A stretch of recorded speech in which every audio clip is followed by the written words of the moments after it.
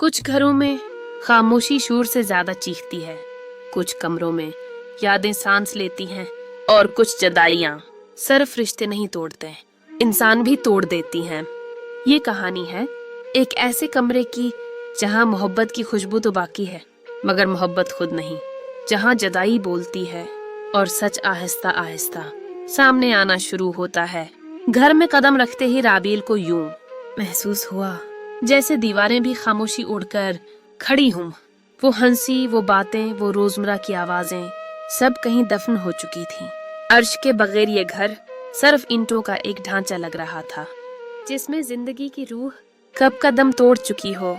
हर कमरा सुनसान था मगर सबसे ज्यादा खामोश वो कमरा था जो कभी अर्श की हंसी से गूंजता था। राबील आहिस्ता आहिस्ता दरवाजे के सामने आकर रख गई। इसके हाथ दरवाजे के हैंडल पर कांप रहे थे। चंद लम्हे वो वहीं खड़ी रही जैसे खुद को इस सच के लिए तैयार कर हो। फिर उसने हिम्मत करके दरवाजा खोला। कमरे में दाखिल होते ही एक मानूस सी खुशबू इसके वजूद से टकरा गई, वही खुशबू जो अर्श के बालों में बसी रहती थी। राबील की आंखों से आंसू बेअख्तियार बहने लगे।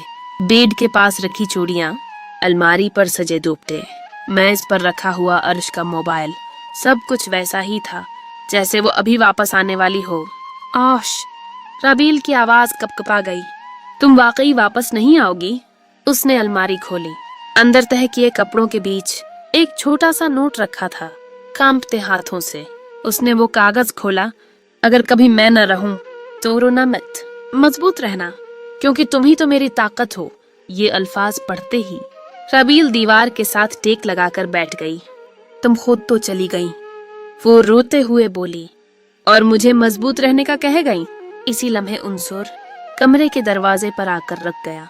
वो अंदर न आया, बस खामोशी से सब देखता रहा। राबील की टूटती हुई हालत, अर्श की चीजें और कमरे की उदासी, सब कुछ उसके लिए नाकाबिले बर्दाश्त था। उसने नजरें झुका ली और पलट गया जैसे मजीद देखने की हिम्मत उसमें बाकी न रही हो। राबील ने बेड के किनारे पड़ी, अर्श की शाल उठाकर खुद से लपटा ली। हमने ख्वाब एक साथ देखे थे, वो ससकती हुई बोली। हमने वादे एक साथ किए थे, फिर तुम मुझे अकेला कैसे छोड़ गई? शाम ढलने लगी, खिड़की से आती रोशनी आहिस्ता आहिस्ता मद्धम हो गई। कमरे में अंधेरा फैलने लगा, बिल्कुल वैसे ही जैसे राबील के दिल में कुछ कहानियां खुशी से शुरू होती हैं, इसने खुद से कहा, मगर अंजाम सरफ दर्द होता है। बाहर लान में उनसुर तन्हा बैठा था। इसकी गोद में नन्ही फरिश्ता सो रही थी। वो मासूम चेहरे को देखता रहा। तुम्हारी माँ बहुत बहादुर थी, उसने आहिस्ता से कहा, और मैं कमजोर साबित हुआ। हवा ने दरख्तों को हिलाया, रात ने घर को अपनी लपेट में ले लिया। ये सिर्फ जुदाई नहीं थी, ये एक ऐसी खामोश अब्तदा थी जिसके पीछे एक ममनूअ मोहब्बत की कहानी सांस ले रही थी।